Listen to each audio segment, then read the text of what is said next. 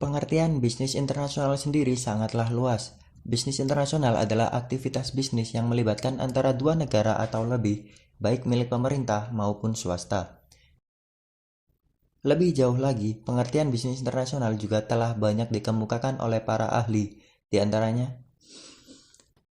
menurut John D. Daniels, bisnis internasional adalah sebuah kesatuan yang terdiri dari segala bentuk transaksi komersial yang dilakukan oleh dua negara atau lebih. Sedangkan menurut Ruckman dan Hodges, bisnis internasional adalah segala bentuk transaksi yang terjadi lintas batas negara untuk memenuhi kebutuhan individu maupun organisasi. Umumnya ada 4 jenis tipe bisnis internasional yang biasa dilakukan oleh perusahaan-perusahaan. Di antaranya, yang pertama, foreign trade. Jenis inilah yang seringkali dilakukan oleh sebagian besar negara. Jenis foreign trade ini cenderung seperti aktivitas ekspor-impor barang. Dalam kegiatan ekspor-impor, objek barang yang diperjualbelikan adalah dalam bentuk komoditas atau visible physical goods, yaitu barang yang wujudnya kelihatan. Yang nomor 2, trade in service. Berbeda dengan foreign trade yang objek jualannya adalah barang berwujud, trade in service adalah bisnis internasional yang objek barangnya adalah intangible goods atau barang tidak berwujud. Contohnya berbagai layanan jasa seperti hotel, asuransi, konsultan, perbankan, biro perjalanan, dan semacamnya. Yang nomor 3 yaitu portfolio investment. Selain jual beli barang atau jasa, bisnis internasional juga bisa berbentuk investasi keuangan yang dilakukan di negara lain. Portofolio investment sendiri adalah investasi dalam bentuk sekelompok aset, termasuk transaksi dalam ekuitas, sekuritas seperti saham biasa, atau sekuritas hutang seperti obligasi dan semacamnya.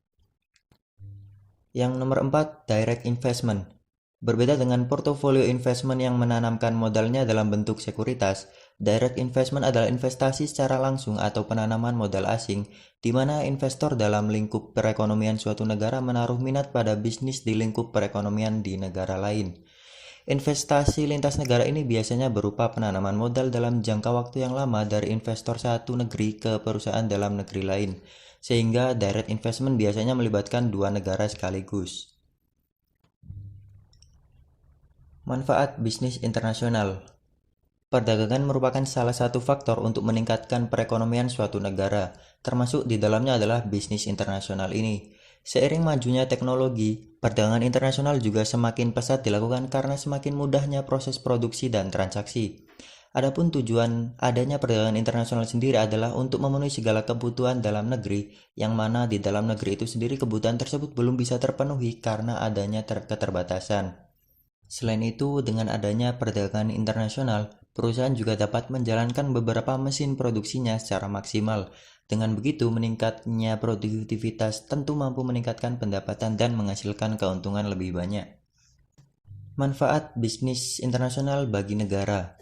Selain untuk mengembangkan pasar dan memperpanjang umur perusahaan, bisnis internasional juga dapat berperan untuk membangun perekonomian negara.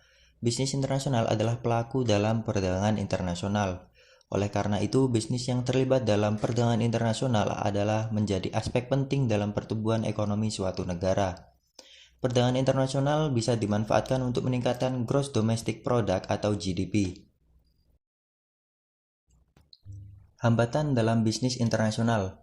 Dibandingkan dengan bisnis domestik, bisnis internasional tentu memiliki lebih banyak hambatan. Dengan memasuki pasar luar negeri, negara lain pasti memiliki berbagai kepentingan sendiri yang seringkali mempersulit terlaksananya transaksi bisnis internasional. Di antaranya adalah hambatan yang pertama yaitu tarif bea masuk dan batasan perdagangan. Tarif ini merupakan pajak yang dikenakan untuk setiap barang yang diperdagangkan untuk keluar masuk ke dalam negeri, baik barang impor maupun ekspor. Yang nomor 2 yaitu perbedaan bahasa dan kultural. Bahasa merupakan alat komunikasi yang vital untuk menjalin relasi dan kerjasama di negara lain, baik secara lisan maupun tertulis. Hal ini tentu menghambat kelancaran bisnis internasional. Yang nomor 3 yaitu kondisi politik dan hukum undang-undang. Hubungan politik yang kurang baik antara satu negara dengan negara tertentu juga bisa menghambat bisnis internasional, karena terbatasnya juga hubungan bisnis dari kedua negara tersebut. Selain itu, ketentuan hukum undang-undang yang berlaku di negara tersebut juga bisa membatasi berlangsungnya bisnis internasional.